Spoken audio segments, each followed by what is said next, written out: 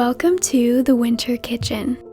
In this video, I'm going to share with you 3 simple soups made from pantry staples. Our first soup is a classic ham hock and split pea. This recipe begins the day before when we want to get our split peas soaking. I actually like to use a combination of split peas and lentils, but you can use whichever one you have on hand.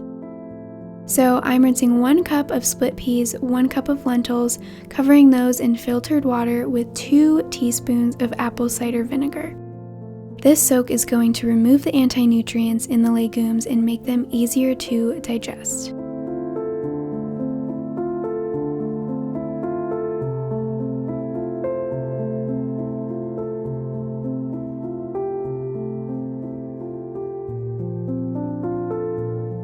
The next day, in a large soup pot, you're going to combine 1 smoked ham hock, 1 cup each of coarsely chopped celery, carrots, and onions, along with the lentils and split peas that have been soaked and rinsed.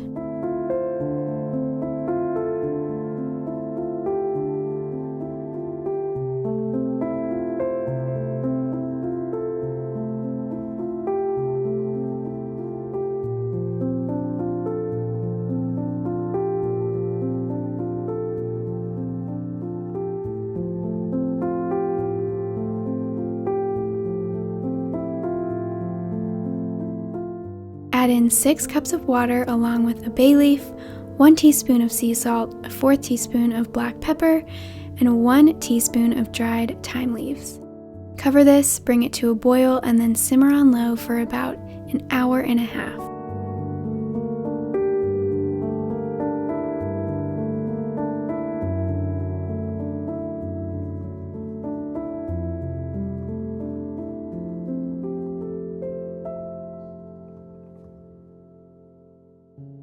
I love recipes like this because while it's cooking, you have time to clean up and make your other sides.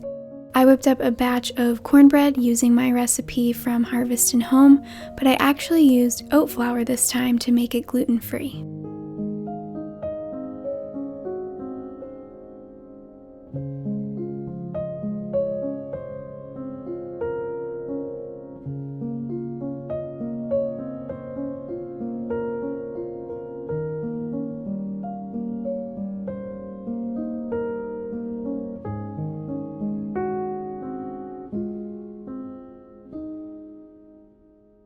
Once the soup is done cooking, remove the ham hock and pick off the meat, discard the bay leaf, add the ham pieces back in, and you're good to go. I served this with the cornbread that I made, as well as some raw cheddar cheese and peaches that we canned in the summertime.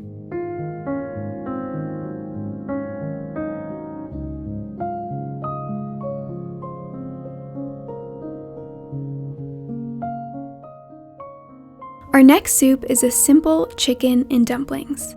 This is actually my great-grandma's recipe, but I have made 1 small tweak to make the dumplings sourdough. This soup begins in the morning when we prepare our dumplings.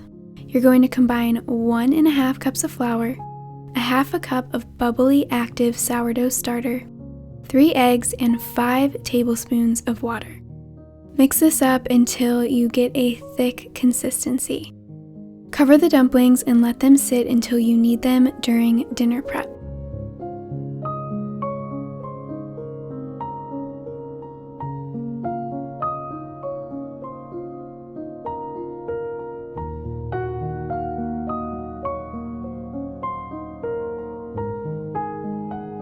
When you're ready to make the soup in the evening, you're going to brown a chopped white onion in some butter or lard. Once those are brown, you're going to add in bone-in chicken. You can use bone-in breasts, I'm using thighs here, salt and pepper, and then add just enough water to cover the chicken.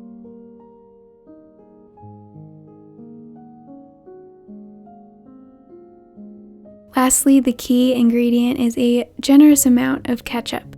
Trust me on this. Cover this with a lid, bring it to a boil, turn it down, let it simmer for about 1½ hours.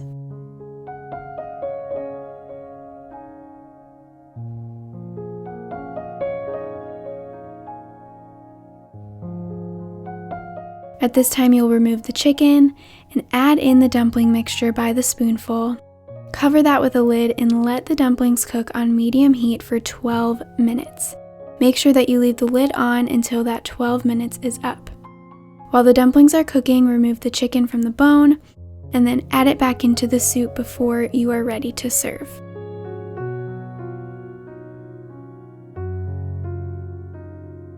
I know this doesn't look the prettiest and it seems too simple to be delicious, but I guess you'll just have to find out for yourself. I added some cinnamon and brown sugar to applesauce that we canned in the fall and served that on the side, and it was the perfect winter meal.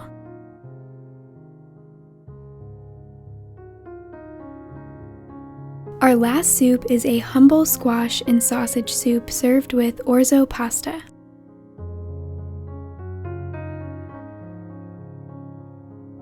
You're going to begin by browning 1 pound of ground sausage. Once that's cooked through, remove that from the pot and saute a chopped onion in the leftover fat. If you're using pasture-raised pork like I am here, it tends to be a little bit leaner, so you may need to add a tablespoon extra of lard or butter during this step.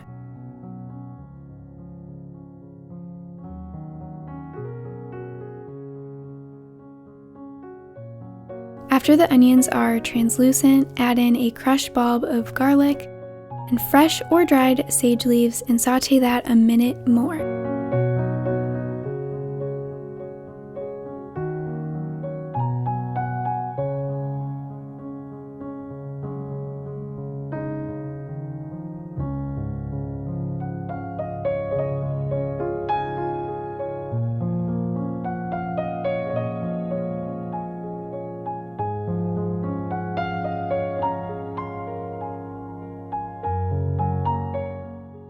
Next, you're going to add in 4 cups of cubed butternut squash, or really any kind of sweet winter squash.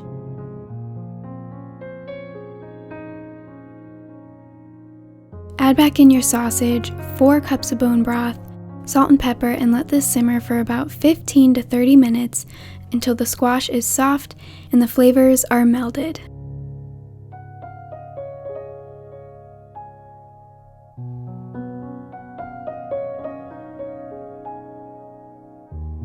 While the soup is simmering in a separate pan, I like to cook up Jovial's cassava orzo. You can use rice if that's what you have on hand, or maybe some alphabet noodles for the kids. I serve this soup with sourdough biscuits and pear sauce that we canned in the fall.